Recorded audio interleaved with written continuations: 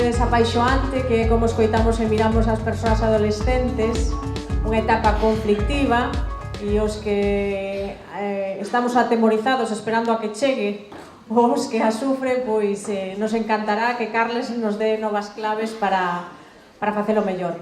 Vos presento ao noso convidado. Carles Vila Mumbrú es graduado en Educación Social, tiene un máster en Juventud y Sociedad.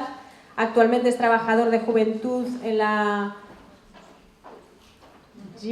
Lliçà de Vall. Lliçà de Vall. Bien, Lliçà de Vall, en Barcelona, y es profesor asociado del Departamento de Teoría e Historia de la Educación de la Universidad de Barcelona.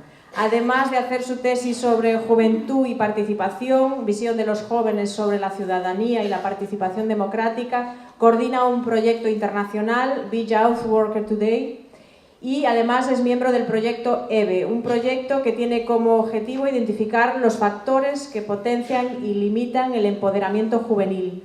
Un trabajo de investigación que comparte con un gran equipo de investigadores y cuyo análisis se centra en los discursos y las prácticas de educadores y educadoras. Con él os dejo, que lo disfrutemos. Muchísimas gracias, Carles, por estar hoy en Tomiño. Bienvenido y adelante. Gracias.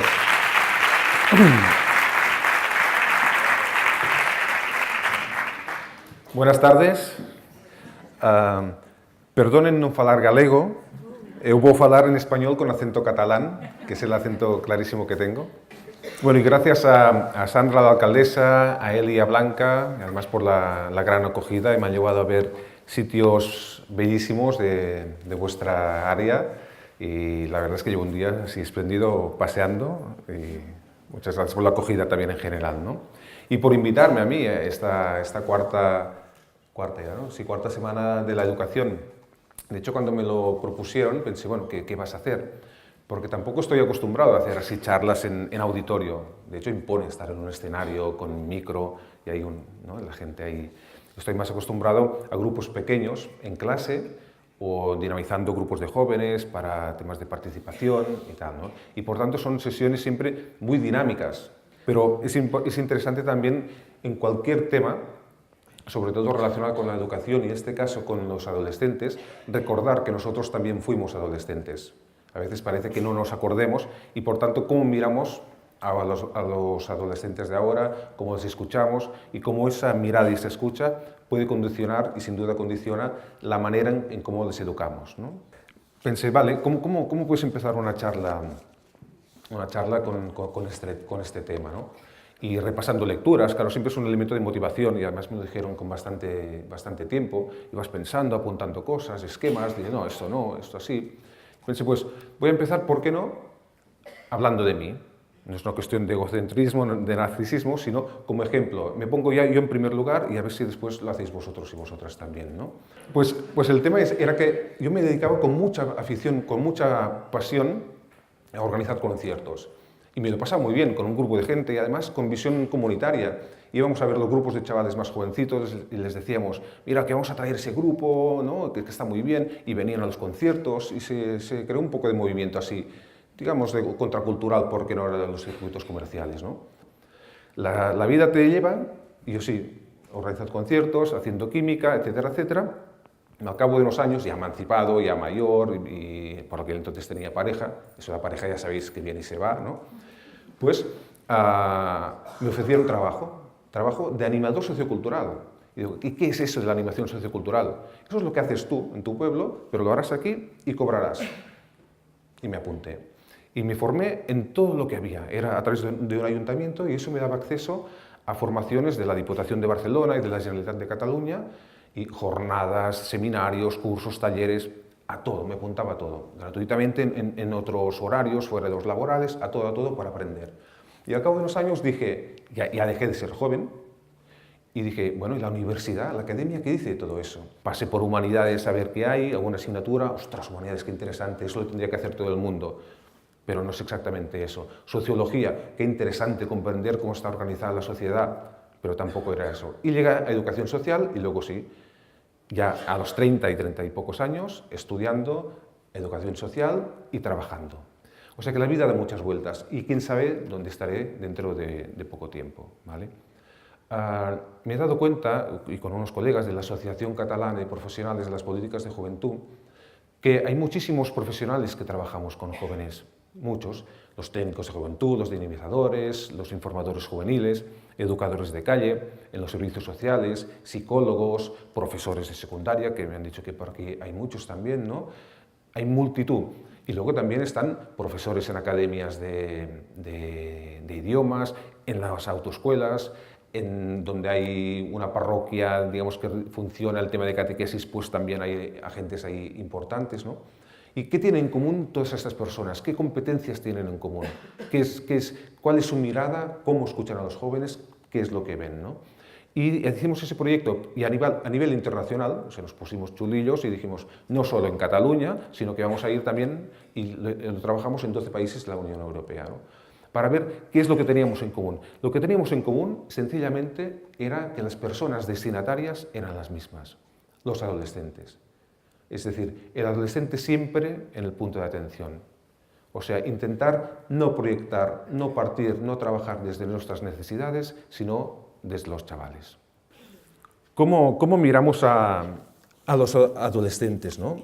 Ahora nos vemos, ¿eh? Me veis la cara que pongo, pero ¿qué pasa si me pongo esta careta, por ejemplo, ¿no? Esta careta y os miro de cerca, ¿no?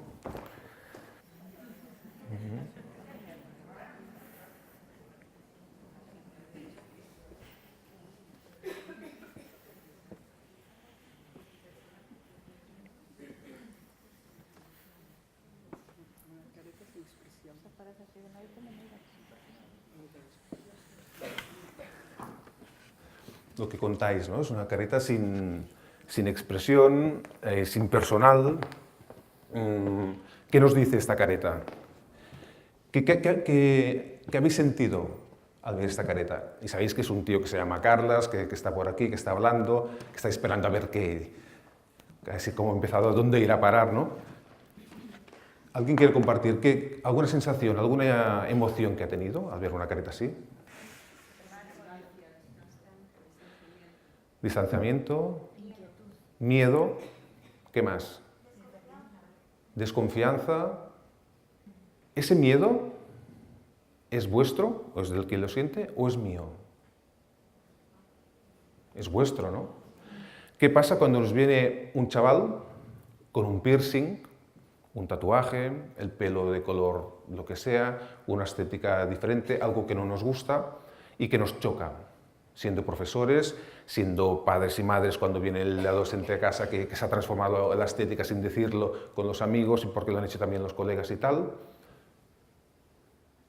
¿Cómo nos sentimos? ¿Qué pasa con aquella mirada que tenemos? Es nuestra necesidad, es nuestro miedo, no es el suyo. Normalmente proyectamos y había no sé si aquí hay algún psicólogo o pedagogo, Carl Rogers, a principios de los 70, ¿no? Comentaba, que quien lo conoce, ¿no? Comentaba no sé si se llama Aprender a ser, el proceso del ser, ¿no? Un libro. Hablaba de una conferencia en que decía que los humanos somos naturaleza. Cuando observamos todos una puesta de sol, y nos encanta, y cada día puede haber una puesta de sol distinta, aunque se parezcan, ¿no?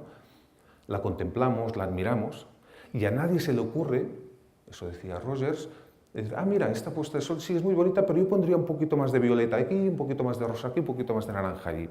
A nadie se le ocurre hacer eso, pero con los adolescentes lo hacemos muy a menudo. ¿Por qué queremos cambiarles? ¿Por qué no aceptamos tal como son? Si les hemos educado cuando eran niños y niñas, ¿por qué no confiamos en ellos ahora que tomen sus decisiones? Quieren ser hombres y mujeres. La adolescencia es una etapa de búsqueda de la identidad. La identidad la buscan en sus semejantes. ¿Cómo buscar la identidad si no sabes qué quieres ser? ¿Qué pasa cuando preguntamos algo a un adolescente? Normalmente nos responde, es que no sé, déjame en paz. No sé. El primer acto, digamos, de búsqueda de identidad es romper con lo que te viene dado. Es enfrentarte con los padres, con los maestros, con los profesores, contra quien tiene autoridad, incluso con la policía, claro, ser rebelde. Y todos hemos pasado por allí, de alguna manera o no. Más cortados, más atrevidos, pero hemos pasado por allí, ¿no? ¿Por qué no lo permitimos a veces a los adolescentes que lo hagan?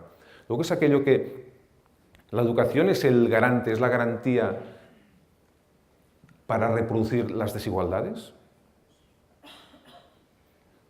para que todo siga tal como está, o la educación tiene que servir para generar actitud crítica y que los chavales renueven sus vidas y creen una sociedad según sus necesidades, sus miradas, sus percepciones. Pues si es eso lo que queremos, que transformen la sociedad y la hagan a su medida, ¿por qué les cortamos las alas? ¿Les cortáis las alas a los adolescentes o sois permisivos? ¿No? Dicen también que las generaciones anteriores, o sea, nuestros abuelos o bisabuelos, había familias que tenían muchos hijos, ¿no? Que tenían 5, 7, 10, 12 hijos, depende, ¿no? Pero había muchos hijos y si se moría uno, claro que era un drama, por supuesto, pero bueno, la gente está ocupada en los otros hijos, etcétera, etcétera. Ahora la tasa de natalidad es de 1, poco. Comentábamos antes que aquí incluso es menor, quizás en Galicia, ¿no? O sea, de 1... En Cataluña es creo que es un 1,4 ahora porque ha habido mucha inmigración y las familias inmigradas han subido la tasa de natalidad, ¿no? Y claro, como tenemos solo un hijo de mediana, lo protegemos, no podemos perderlo. Y lo ponemos en una burbuja. Y hay súper atención, sobreprotección, ¿no? Y a veces pasamos de la sobreprotección a la superbronca, ¿no? ¿Dónde está el pacto de los límites con ellos? ¿Os dice algo todo eso?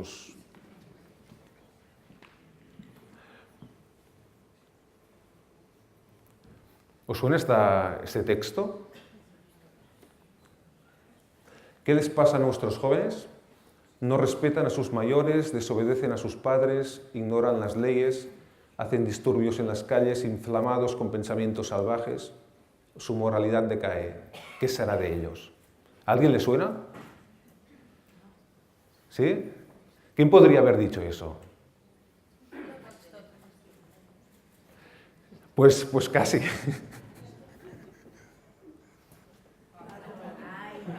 Vale. Claro, es que tantas semanas de la educación os lo sabéis todo vosotros. Avisadme, porque si no... Pero es cierto, ¿no?, que de alguna manera eso permanece, ¿no? En cambio, la juventud ha cambiado muchísimo con los años, ¿no?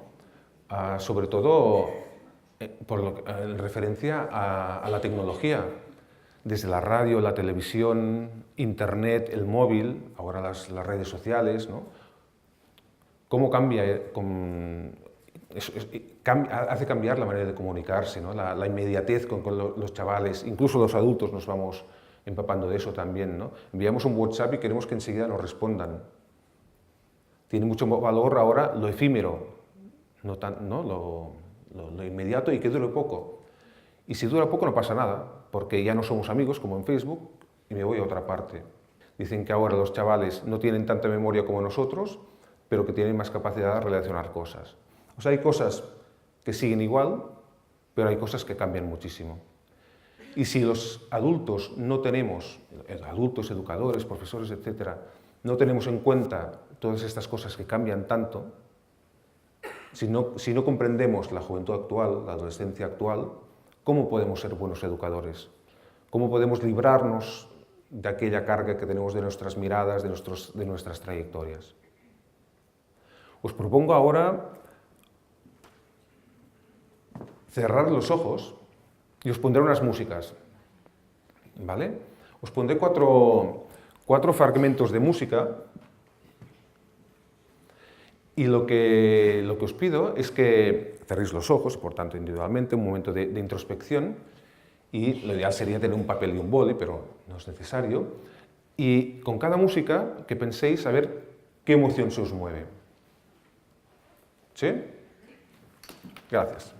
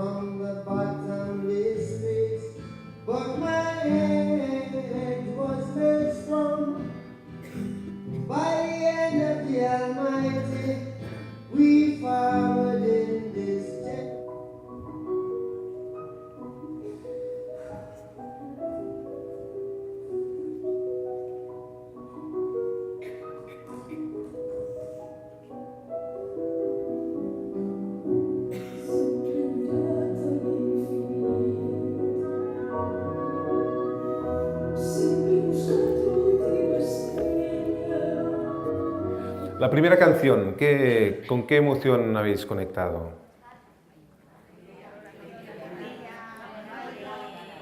Alegría, buen rollo.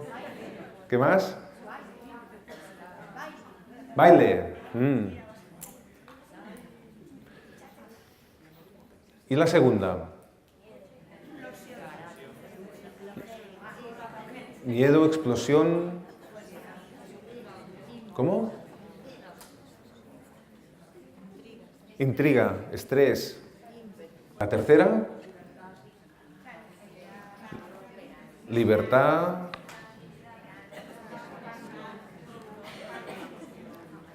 Y la cuarta era en catalán, ¿lo habéis visto?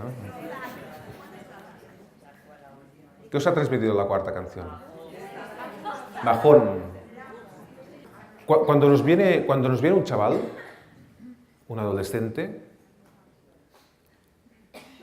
trae su música si queréis a nivel metafórico, es decir, trae su manera de moverse, su estética, su postura. ¿Qué nos dice aquella música? ¿Cómo la recibimos? ¿Qué nos hace sentir? Y por otro lado, ¿qué música llevamos nosotros en aquel momento? ¿Qué emociones tenemos en ese momento? Y aquellas emociones, ¿cómo nos hacen mirar a los otros? ¿Cuán condicionados estamos? Pero sí que podemos hacer ejercicios para aprender y ser conscientes, y sobre todo si participamos en estos procesos de educación más allá también de... A ver, la primera institución educativa es la familia, pero más allá de la familia, ¿no? En los institutos, en la calle, en los talleres, etcétera, etcétera, a veces podemos poner un poquito más de conciencia porque no hay tan vínculo emocional. Cuando estamos nosotros tristes, melancólicos, cuando estamos alegres, educamos de manera distinta. A veces hay quien dice, es que los chavales nos lo notan. Cuando tenemos un bajón, aprietan más. ¿Os pasa eso en las escuelas? ¿Verdad que hay bastantes profesores por aquí? Parece que tiren más porque te lo notan, ¿no? Pero bueno, ellos han de buscar. Pero nosotros, ¿cómo los miramos? ¿Tienen culpa estas miradas? ¿Son miradas que perdonan? ¿Son miradas que posibilitan? ¿Son miradas que proyectan? ¿Son miradas que comprenden? ¿Son miradas que replican su discurso? Es decir, que favorecen. Hace, qué sé, 40 años o 50 años, la mayoría de los chavales, cuando tenían 14 años, si no claramente podían estudiar, pues muchos iban a trabajar en fábricas o a los talleres o negocios familiares o a las tiendas, etcétera, etcétera, ¿no? O en almacenes, etcétera, etcétera. Con la democracia llegan unos cuantos derechos, ¿no? Y se dice que la edad para empezar a trabajar es a partir de los 16. Entonces, ¿qué hacemos con los chavales hasta los 16 años? Es ahí cuando, desde el mundo de la psicología y educadores, dicen que empezamos a hablar de adolescentes. ¿Qué hacemos con ellos? Y tienen tiempo libre, ¿no? Y ahí viene pues, la problematización, la estigmatización de la adolescencia. ¿Qué hacen esos chavales? Que adolecen, que no son adultos. A veces haciendo así actividades con grupos de padres y madres a raíz de alguna AMPA, de algún instituto, grupos reducidos, y con una pizarra. A ver, palabras que tengan que ver con la adolescencia. ¿Y sabéis qué palabras salen primero? Sexualidad, drogas, problemas. O sea, asociamos la adolescencia a problemas, a cosas que no nos gustan. Y a veces digo envidia. ¿No? Cuando vemos adolescentes, a veces ves una vitalidad brutal, todo es súper guay o todo es una mierda. No, una vitalidad brutal. Nosotros no la tenemos unas vidas súper intensas, pero hay algo que es diferente, ¿no? Hablando de miradas, como estáis muy formados y tal, ya sé que también habéis leído el ensayo sobre la ceguera de Saramago, ¿no? ¿No? Creo que es cuando empiezan a ser ciegos y tal, ¿no? ¿Por qué nos hemos quedado ciegos? No lo sé, quizás algún día lleguemos a saber la razón. ¿Quieres que te diga lo que estoy pensando? Dime, creo que nos quedamos ciegos, creo que estamos ciegos. Ciegos que ven, ciegos que viendo no ven. ¿Qué vemos nosotros cuando miramos a los chavales? O sea, por ejemplo, un lunes, los profesores que estáis por aquí, un lunes por la mañana, cuando llega fulanito al instituto, ¿qué le decimos? Fulanito, a ver si hoy no te tengo que sacar de clase, o a ver si hoy no te tienes que quedar sin recreo como el viernes pasado. Igual hay alguien que dice eso, por la situación que sea, ¿no? Pero igual fulanito, aquel fin de semana, jugó un partido de fútbol que era súper importante para él. Pues imaginaros, si en vez de decir la primera versión, decimos, oye, fulanito, ¿qué tal el partido del fin de semana? Hostia, tío, súper guay, no sé qué. Bueno, perdimos, pero jugamos muy bien, qué sé. O sea, ¿qué les importa a los chavales?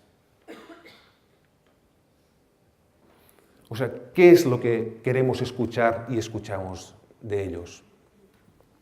¿Cómo los escuchamos? A veces, para que un niño o un adolescente se porte bien, porque dice aquello que nosotros queremos escuchar. Pues se porta muy bien. Fulanito que no sé qué, no sé qué. Sí, sí, sí. O no, no, no. Y vemos que lo hace. Pero tendrá sus comportamientos de búsqueda de identidad y de romper límites por otro lado, seguramente. Y si no, cuando tenga 30 o 40 años, pues irá a terapia y comprenderá por qué en la adolescencia no supe no sé qué, y lo hacemos todos, y eso es así, ¿no? Hay una dinámica que no se puede hacer, pues os la comento, y bueno, y que en clase con educadores sociales la hacemos mucho y sirve mucho. Ese de ponerse dos personas una delante de la otra, lo más cerca posible pero sin tocarse, sentados en sillas o en postura de medio loto, ¿no? Y una persona habla durante 5 minutos y la otra está callada. Y dicen, qué difícil. ¿Difícil? Habla. Si no sabes de qué hablar, cuéntanos una anécdota de cuando eres pequeño, yo qué sé. Anécdotas, donde fuiste de vacaciones, qué sé. Y después, pausa y se cambian los roles. ¿No? Y en los dos casos, no, a la persona que escucha se le dice, solo puedes decir algo si crees que contribuye a lo que el otro está contando y en el momento adecuado, piénsalo muy bien, ¿no? Cuando se les pregunta, y si hacéis un día esta dinámica, igual lo habéis hecho también, pero la gente que habla, cuando te toca hablar, dices, ostras, es que no sé qué decir, es que estoy hablando y ya no sé qué más contar. Y les observas y están ahí y uno está hablando de no sé qué, no sé qué, no sé qué, y me miran en plan, todavía han pasado 5 minutos y es que ya no sé qué decir. Venga, algo más, algo más. Estamos tan acostumbrados que cuando hablamos, bueno, si no estás con un pinganillo aquí en un escenario, pero cuando hablamos nos interrumpimos constantemente. Y a veces tenemos que gritar, que levantar un poquito la voz para que se nos oiga. Y a veces decimos, es que, bueno, si no me quieren escuchar, que no me escuchen. Cuando escuchamos, ¿qué pasa? Cuando estamos escuchando y nos dicen la instrucción de no digas nada, sino realmente que coopera con lo que está diciendo el otro, etcétera, etcétera, ¿qué hacemos? ¿Prestamos atención a lo que nos está contando? ¿Emitimos juicio en plan, esto que me está contando no me importa nada, vaya mierda de experiencia me está contando? ¿Eso hizo? ¿O nos estamos fijando, ostras, mira qué ojos tan bonitos tienen, es que no me había dado cuenta? ¿Cómo escuchamos a los otros? Y cuando los adolescentes igual un día nos quieren contar algo que es muy importante y aquel día no tenemos orejas. Es que me sirve mucho la chuleta, ¿eh? Me voy un poquito, pero bueno. También lo sabéis, ¿no? Rayado, estar de bajón, deprimido, chof. Deprimido, por supuesto, no lo dicen en términos psiquiátricos, sino que significa estar chof, estoy de los nervios, si me quedo un careto, o era alucinante. ¿No? Expresiones que utilizan los chavales con su propio argot y que los adultos nos apropiamos de ellos también, de estas palabras, pero son de ellos, ¿no? Y bueno, en cada época ha habido un argot juvenil distinto, ¿no? Ha habido palabras, ¿no? Ellos se comunican eso una colega, Judith Pardo, lo citaba en un artículo en la revista Aula de Secundaria, que igual la recibís en los institutos, hace pocos números, ¿no? de lo importante que es ser conscientes de la comunicación con los chavales, de comprender lo que dicen, de aceptar su argot. Incluso a veces, ¿por qué no?, adoptarlo para acercarnos. Sin caer aquello, a veces puede haber algún educador o algún padre o alguna madre que se pasa de que debe ser demasiado enrollado, ¿no? Pero es un acercamiento, es un reconocimiento a sus maneras de expresarse. No es una estigmatización, no una culpabilización, sino que es una aceptación. ¿Utilizáis el argot juvenil? O les decís, tú no estás rayado, busca otra palabra. ¿No? Ellos buscan la manera de expresarse, ¿no? Y hay que reconocerla.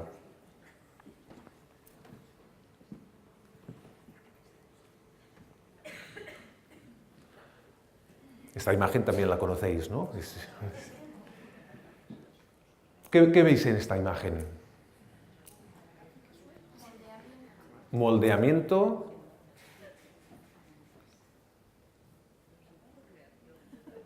Recreación de creación, o sea, creatividad.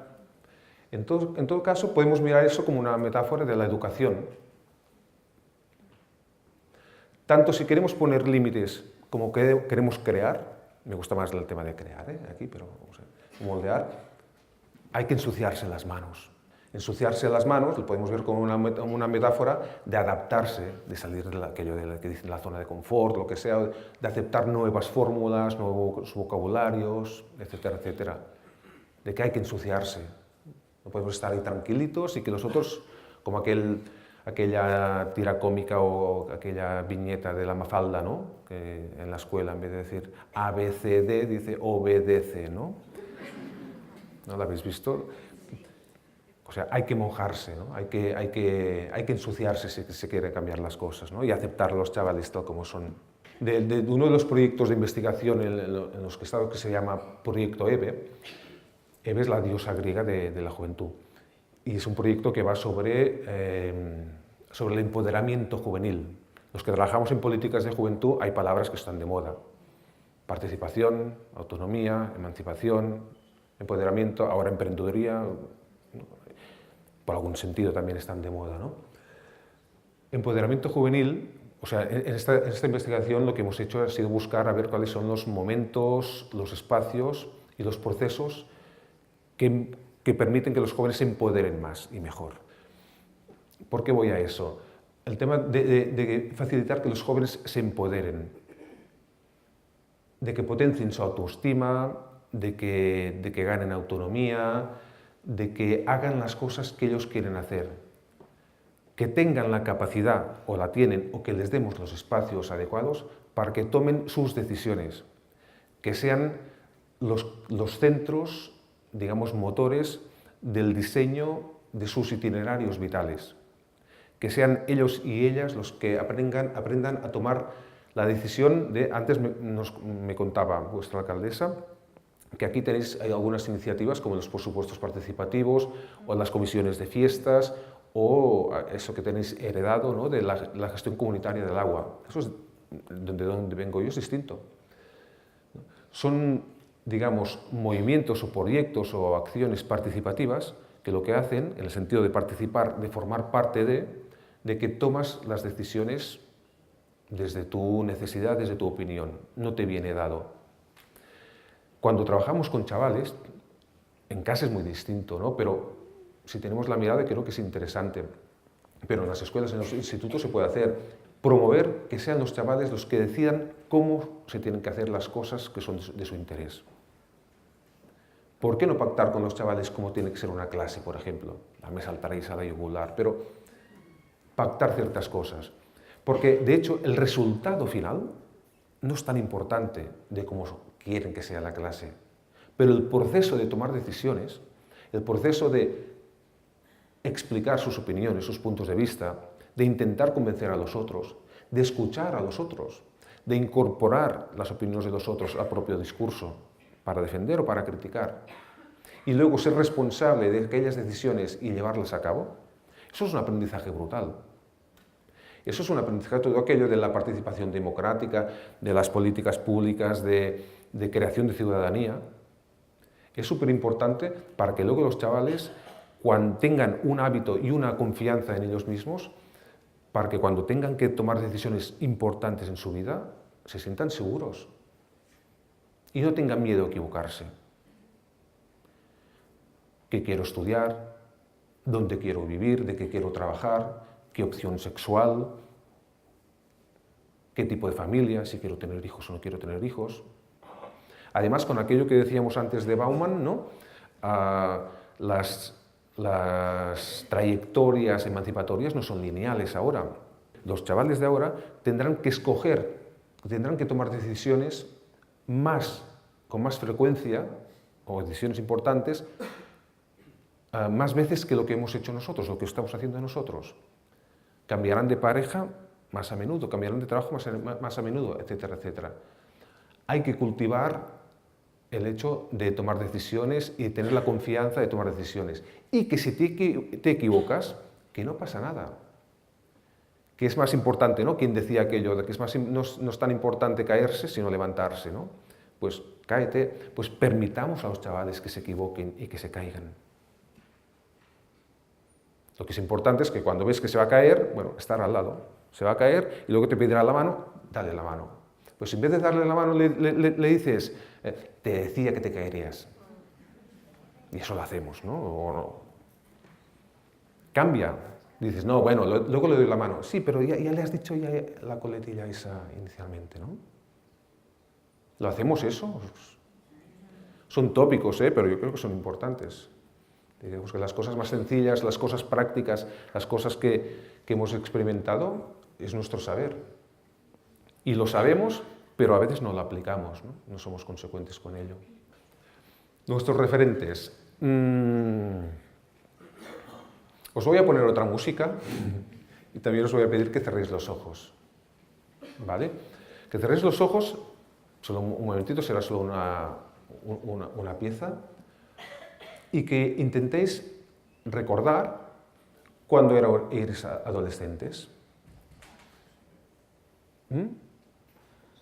Cuando éramos adolescentes, así con la música y con los ojos cerrados, y pensad qué persona o qué personas fueron vuestros referentes. A nivel de admiración, ¿qué es lo que admirabais de ellos? ¿Qué actitudes, qué comportamientos, qué competencias si nos ponemos en el marco educativo, ¿no?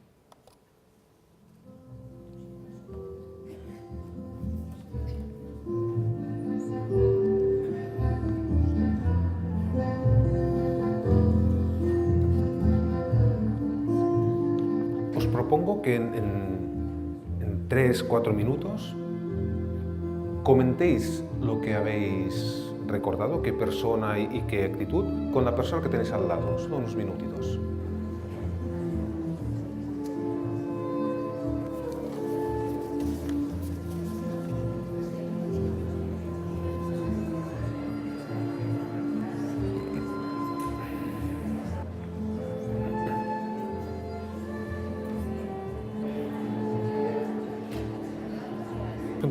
Cuando estaba en el instituto, recuerdo algunos profesores, siempre te marcan profesores en el instituto, la pasión, el amor por la vida, en su caso era por el tema de enseñar.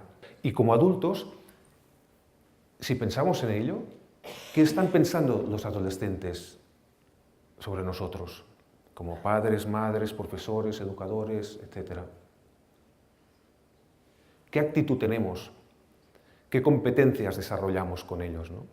Bueno, lo que os decía antes de cuando padres y madres a veces en charlas dicen el tema de las drogas, del sexo, del embarazo prematuro, etcétera, etcétera, ¿no? Me dicen, claro, es que eso es un problema. Digo, eso no es un problema en sí. Las drogas no son un problema. Depende de qué uso de las drogas es un problema. Y un uso compulsivo es un problema porque hay un problema psicológico que se tapa, ¿no? Digo, pero tu hijo o tu hija probablemente tendrá sexualidad cuando tú no quieras o no lo sepas, o consumirá algo, o si va en moto o en coche correrá más, o buscará riesgos. Es adrenalina, la adrenalina es un colocón, ¿no? Y la serotonina, etcétera, etcétera, ¿no? ¿Y qué hacemos con eso?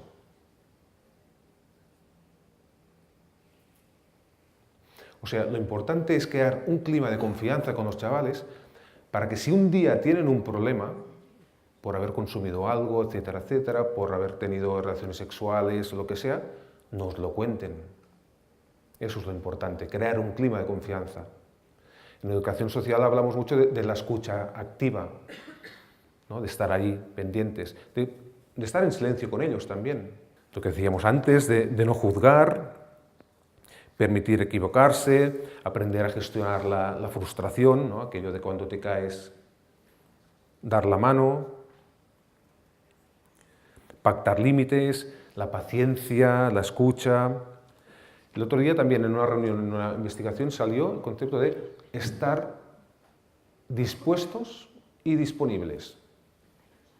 Estar dispuestos a estar con ellos, a escucharles, a echarles una mano, a darles un consejo cuando nos lo pidan y a estar disponibles cuando ellos lo requieran. Y eso es que tenemos muchas cosas, el trabajo, la casa, etcétera, etcétera. ¿Qué es más importante que la educación de los hijos o de los chavales con los que estamos trabajando cuando estamos trabajando, ¿no? Respetar sus tiempos, hacer pensar, ayudar al sentido crítico, ayudar a integrar sus experiencias en la vida, que las experiencias que tienen son importantes para su vida también, que es importante que se den cuenta de que están aprendiendo cosas. Interesarnos por lo que ellos y ellas les importa y la mirada positiva, ¿no? La mirada positiva contra esa estigmatización y la mirada de problema de la adolescencia como un problema, ¿no? Muchas veces nos encontramos con la falta de objetivos vitales. Una de mis hermanas, en casa los tres hermanos estamos en el ámbito social, digamos. Mi hermana Nuria, no es la otra Nuria, sería, quizás tendríamos un problema, si no. Mi hermana Nuria es una crack, es una educadora que ha trabajado en inmigración en Sevilla muchos años y ahora en Barcelona. Ella dice, ella trabaja con chavales que vienen del África subsahariana y dice, esos chavales tienen clarísimos sus objetivos vitales, saben lo que quieren, tienen unas dificultades enormes para cumplir los objetivos, pero saben lo que quieren. Nuestros chavales, en general, por supuesto las generalizaciones no son justas, ¿no? Pero en general no tienen tan claros los objetivos. Están más sobreprotegidos, más consumistas, más hedonistas. También nuestra generación quizás fue muy hedonista y también hemos cultivado ahí una sociedad que permite, ¿no?, consumir de todo y con las pantallas ahora es muy fácil evadirse, etcétera, etcétera, ¿no? ¿Qué podemos hacer como educadores, profesionales, padres, madres, etcétera, etcétera, para que los chavales conecten con sus objetivos vitales, con sus pasiones? ¿Qué es lo que les gusta? A veces en orientación así con socioacadémica, sociolaboral, a veces vienen, he encontrado, seguramente él se ha encontrado con eso también, de que te viene algún padre o madre con el chaval o la chavala y te dice, mira, es que quiere tocar la guitarra, dile que estudie ingeniería, que no sé qué, no sé qué. Digo, ingeniería, pues ya sabéis, tenéis el ejemplo, ¿no? Y claro, se encuentra ahí con nosotros que decimos, que haga lo que quiera, pero que lo haga con pasión y que se entregue, que pase tiempo, que lo haga tan bien como pueda, que aprenda, que se esfuerce. Y da igual si es tocar la guitarra o ingeniería o pintar cuadros o lo que sea, pero que lo haga con convencimiento, ¿no?